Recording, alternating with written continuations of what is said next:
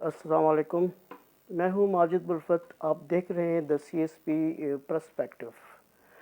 The troubles with our times is that what the future used to be, it is not. Paul Valery said this.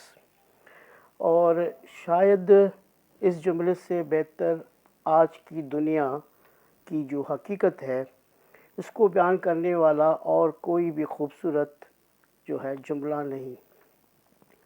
Japan के capital Tokyo और की जो गलियां हैं ऐसा look दे रही है बिल्कुल वीरानी। not in terms of their activities or flurry of many lighting, and every joy is there, but what we find the missing thing is the their youth. अब असल में आज जो हम बात कर रहे हैं that is ageing population. Ji, Tokyo की जो गलियां हैं उसमें हमें एक बहुत ही बढ़ता हुआ बिज़नेस नज़र आ रहा है। वो बिज़नेस कौन चला रहा है? वो कंपनियां जो सफाइयां करती हैं घरों की। जी हाँ, घरों की सफाई करने वाली कंपनियों की तादाद वहाँ पे बढ़ती जा रही है। क्यों? क्योंकि जो एजिंग पीपल हैं, जो एज बड़ी हो जाती है, जब उनकी ज़िंदगी में वो चीज़ें नहीं रहती तो वो अकेलापन का शिकार होते हैं। तो काफ़ी टाइम तक उनसे कोई राब्ता नहीं होता किसी का। तो उसके बाद जब उनको परेशानी लायक होती है किसी नौजवान को या किसी रिलेटिव को, तो फिर उनका पता लगाया जाता है और फिर उनकी डेथ हो चुकी होती है। जी, उनके घरों की सफाइयों के लिए कंपनी की तादाद टोक्यो में बढ़ चुकी है। बुज़ुर्ग, तनाई और वफ़ात, हफ्तों तक पता नहीं होता, कोई खबर नहीं होती। जी हाँ, हम बात करते हैं इटली की। इटली के फैसिनेटिंग जो विलेजेस हैं, खूबसूरत देहात बहुत मशहूर हैं। अब वहाँ पे आपको यू वुड सरप्राइज्ड सिर्फ €1 में वहाँ पे घर बिकते हैं। सबको चौंका देने वाली खबर आपको ये लगेगी कि लंदन में, जी हाँ, लंदन में स्कूल बंद हो रहे हैं, तालीमी इदारे बंद हो रहे हैं काफ़ी इलाकों में। क्यों? क्योंकि जो यूथ पॉपुलेशन है उनकी वहाँ पर कम हो चुकी है। आपको ये सब खबरें एक दूसरे से शायद अलग अलग लग रही हो, कतई अलग नहीं है, ये एक दूसरे से जुड़ी हुई हैं, चाहे फिर वो जापान हो, चाहे वो इटली हो या लंदन।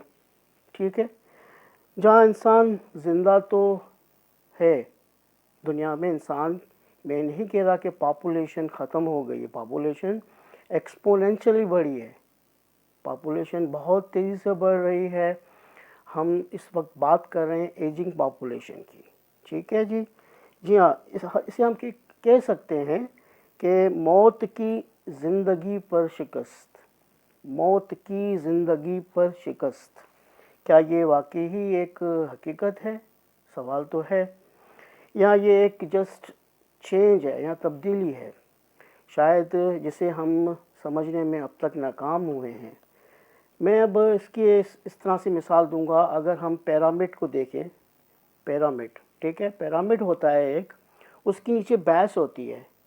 जैसे जैसे वो आगे उसके स्टेप्स बढ़ते हैं स्टार्टिंग फ्रॉम दी बेस, और जब वो टॉप पीक पे जाता है तो वो इस तरह से बन जाता है। उसका जो बेस से जो उनकी साइज़ होती है वो कम होती हुई जाती है।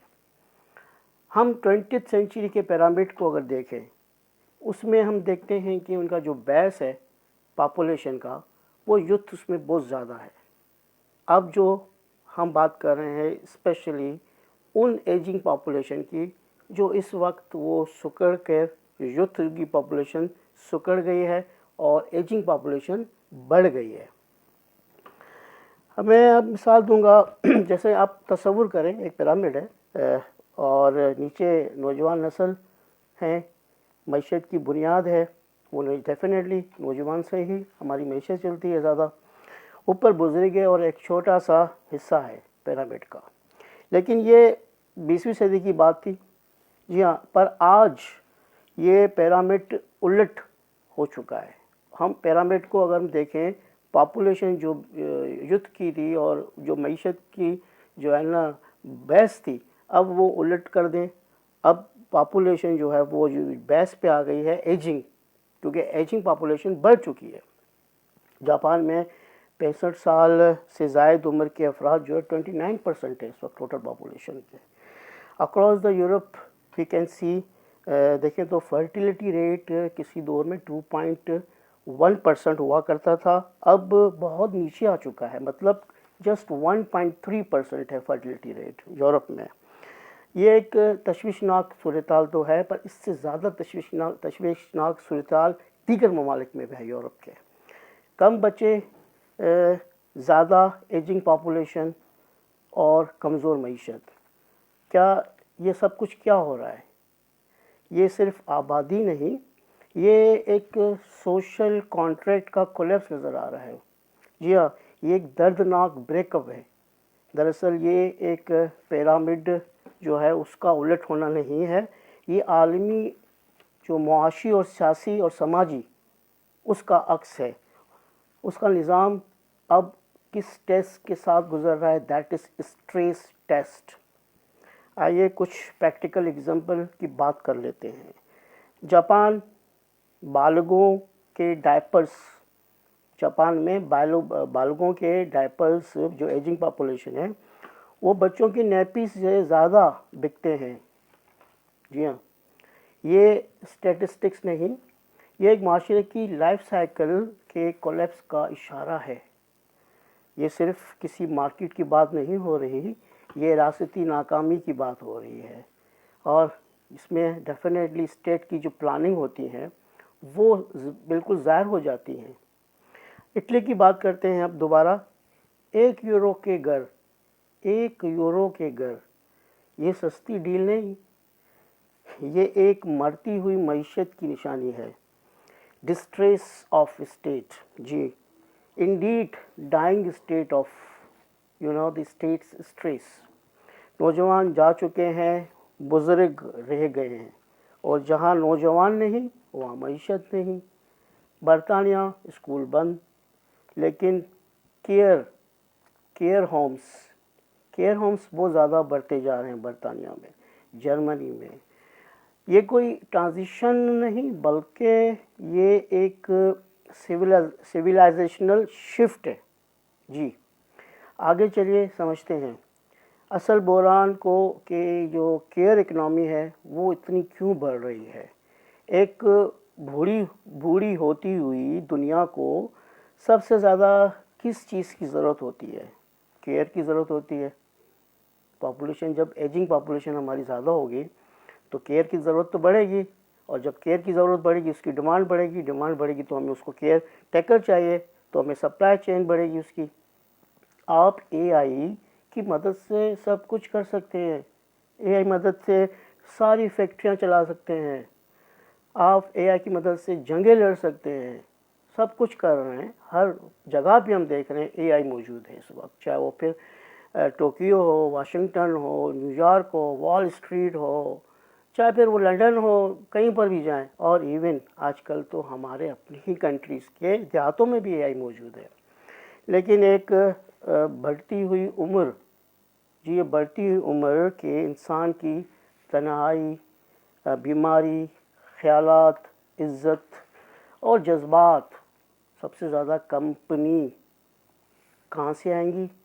کیا یہ روبوٹ اس قابل ہے، کیپیبل ہے کہ یہ ساری چیزیں پرووائڈ کر سکے؟ نہیں دے سکتا یہ. You can yield consolation by any other means? Never. Human can make everything for human.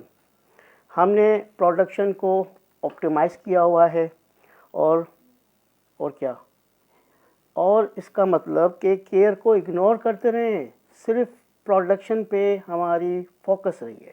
We have optimized our production levels.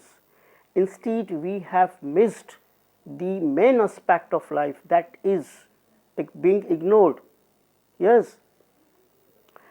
اور اب کیا ہے؟ اب کیئر اکنامی چیریٹی نظر آ رہی ہے ہر جگہ پہ.